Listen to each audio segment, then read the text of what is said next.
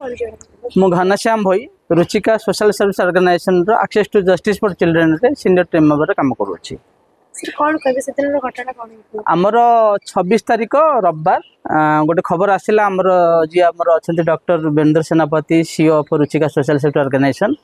जे गोटे 17 वर्षर झील को गोटे 35 वर्षर पुअर व्यवहार करा जाउछि। गोटे लज्जाजनक कथा आम कहबू जे ओडिशार राजधानी भुवनेश्वर रे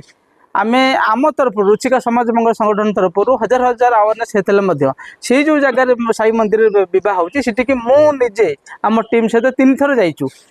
पूरी तुम को अवेयरनेस करूँ गोटे बाहागर जाइए से सचेतन थे सहित गोटे माइनर झीटा को गोटे बाहागर से सहमति प्रकाश करते बाहागर आज्ञा बड़ कथा नुहे आम झीटा को रेस्क्यू कलु तांकर बापा माँ पुअर बापा माँ झीर बापा माँ एवं पुओ ना थाना गोटे रिपोर्ट होती आईन अनुसार जहाँ दंड था दंड मिल किंतु ये जो सामाजिक स्तर में से लक्षे 1.5 टका खर्च होती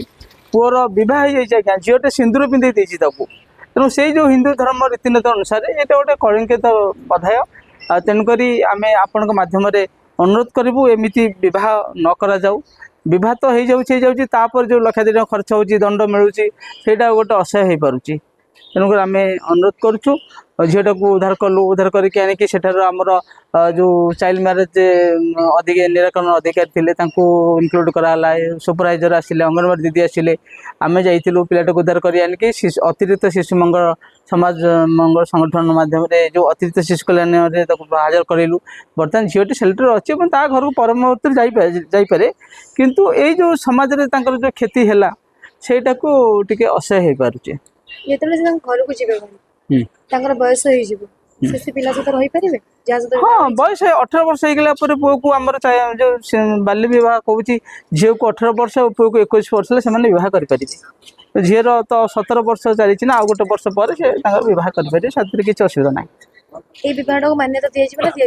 ना मान्यता जीव नहीं किंतु झी घर जो आम पचारू बापा माँ को सी कहले गोटे भल प्रस्तावटे झी गोटे वेल एस्टाब्लीश पुओ गोटे वेल एस्टाब्लीश से आम झीटा को बाहर करदेलु किंतु दुखद घटना हूँ झी 10वीं परीक्षा देती आम आधार कार्ड देखल 17 कि तार कथा अनुसार झी 10वीं परीक्षा देती मैंने 15-16 एमती होती बस तार आज्ञा आधार कार्ड फर्जरी होते